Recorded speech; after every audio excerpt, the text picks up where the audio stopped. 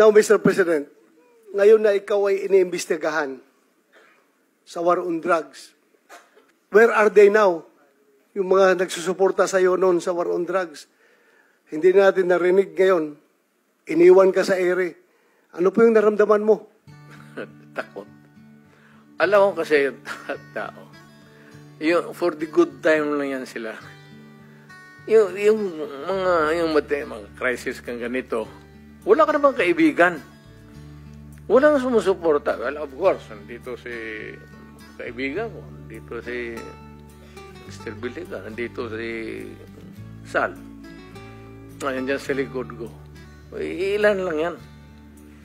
Pero, yung dapat lang malaman na yung pagiging mayor ko, pagiging talagang presidente, dinibdib ko yan. Wala akong agenda. Wala akong dinagdag na baski isang poste sa bahay ko. Wala akong bagong kotse. Hindi ako nakatikim ng Mercedes-Benz. Dinibdib ko talaga ang trabaho ko para sa bayan ko.